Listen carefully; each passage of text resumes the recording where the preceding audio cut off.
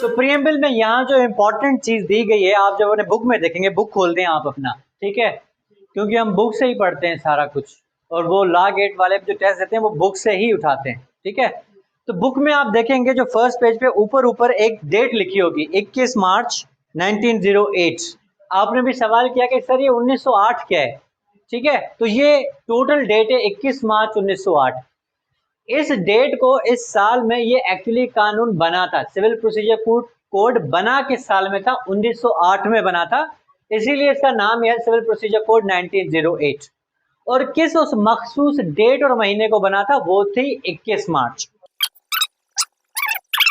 हमेशा कोई भी कानून होता है उसकी दो डेट्स होती हैं, एक कि जिस डेट पे वो कानून बना हो, और दूसरी वो डेट जिस पे वो कानून लागू हुआ हो हम पाकिस्तानियों के ऊपर, ठीक है।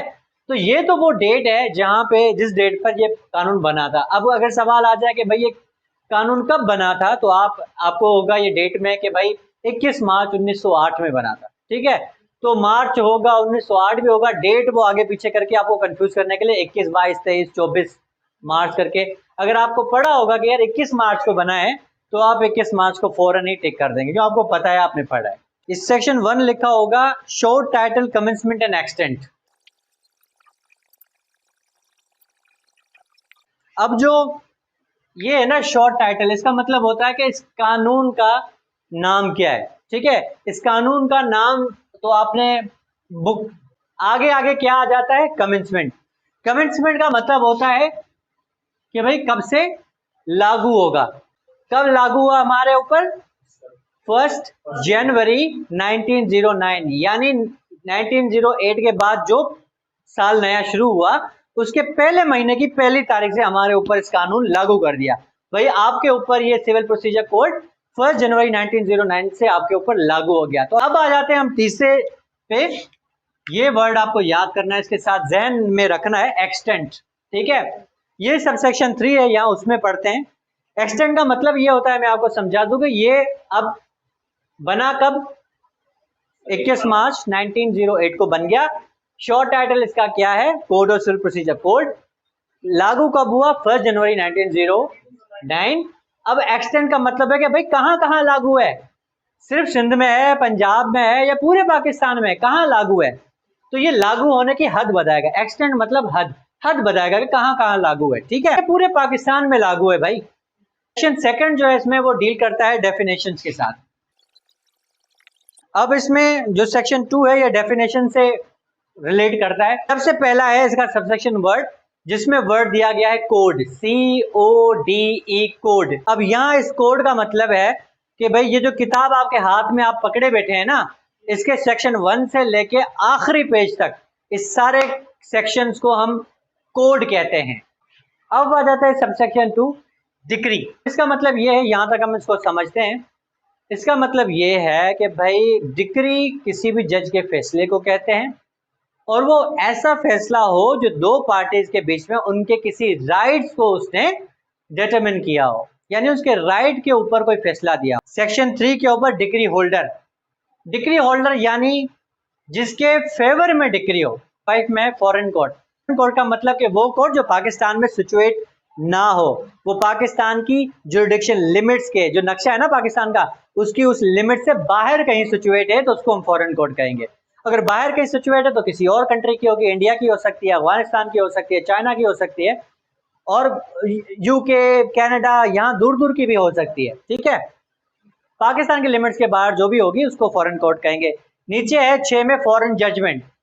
अब फॉरेन कोर्ट का जो भी फैसला है उसको क्या कहेंगे? फॉरेन जजमेंट, ठीक है।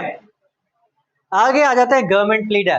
प्लीडर हम कहते हैं वकील साहब को जो केस चलाता हो, ठीक है। और गवर्नमेंट प्लीडर कहेंगे जो सरकारी वकील हो, सरकार गवर्नमेंट का वकील हो, जिसको गवर्नमेंट तनख्वाह देती है। 8 पे है जज।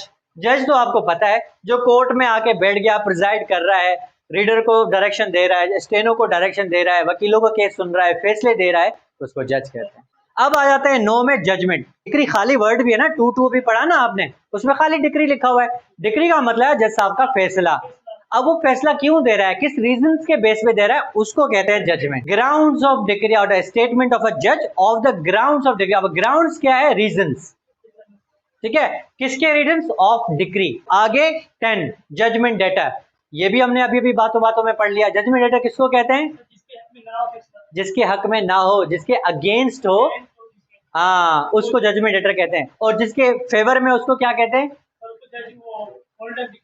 डिक्री होल्डर कहते हैं। शाबाश। अभी आ गया 11 में लीगल रिप्रेजेंटेटिव। अब लीगल रिप्रेजेंटेटिव जो वर्ड है ना 11 में, ये बहुत इंपॉर्टेंट है, ये आपको सेक्शन भी याद करना है 11 और वर्ड लीगल रिप्रेजेंटेटिव ही याद करना है। अब लीगल रिप्रेजेंटेटिव कॉन्सेप्ट देखो, मैं बताता हूँ क्या है।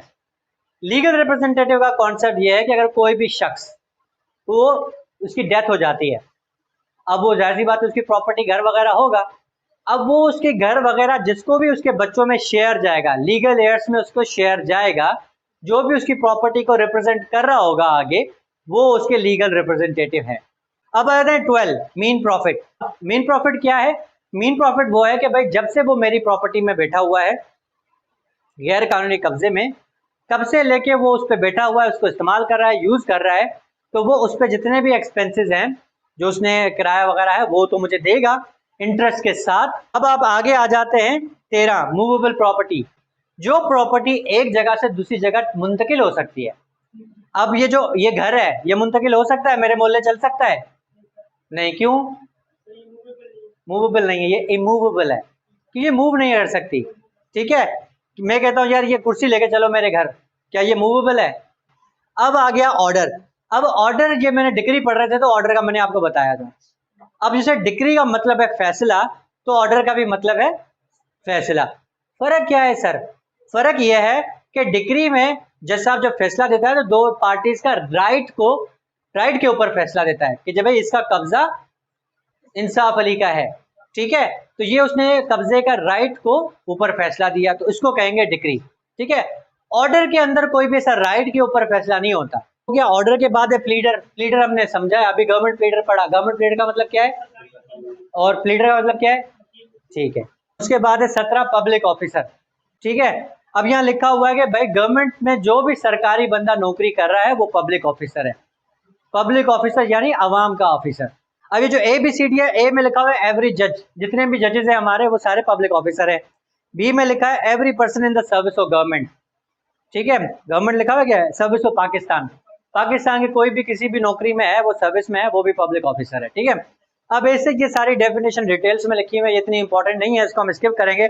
इसमें लिखा हुआ है कि भाई जो हेल्थ की सर्विसेज में है वो भी सरकारी, वो भी है, जो मतलब कि जिसकी ड्यूटी ये है कि वो किसी को कन्फाइन करता है पुलिस स्टेशन में वगैरह वगैरह, उसको सरकार ने अथोराइज किया हुआ है, जैसे पुलिस स्टेशन वगैरह, उसके पुलिस वगैरह पब्लिक ऑफिसर है। बस अब आ जाते हैं 18 में लिखा हुआ है रूल्स। रूल्स क्या है, जैसे हमारे इसमें फर्स्ट शेड्यूल है ना, फर्स्ट शेड्यूल में क्या है, ऑर्डर्स हैं, ऑर्डर 1 2 3 4। अब ये सेक्शन 158 जब पूरे होंगे फिर हमारा शुरू होगा ऑर्डर 1 2 3 4 5। ठीक है, अब वो जो ऑर्डर्स हैं उसको हम कहते हैं रूल्स।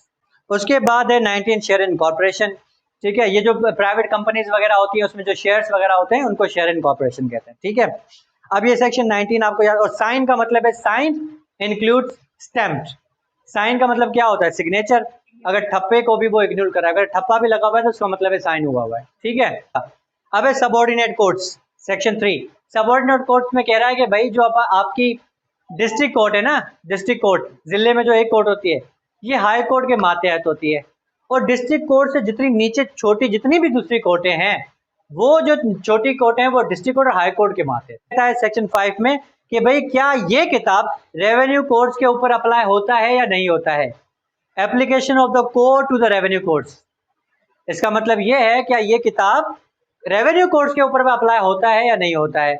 इस सेक्शन के अंदर लिखा हुआ है कि भाई जब भी प्रोविंशियल गवर्नमेंट चाहेगी वो अपने ऑफिशियल गजेट के अंदर एक नोटिफिकेशन के जरिए ये इस कोड को यानी इस किताब को रेवेन्यू कोड के ऊपर भी अप्लाई कर सकती है। ठीक है, अब जो है सेक्शन 6 इंशाल्लाह ये हम कल पढ़ेंगे, सेक्शन 6 और 7। ठीक है, आज के लिए ये काफ़ी है, आप ही पहली क्लास है तो इतना आप ऑब्जर्व करें थोड़ा।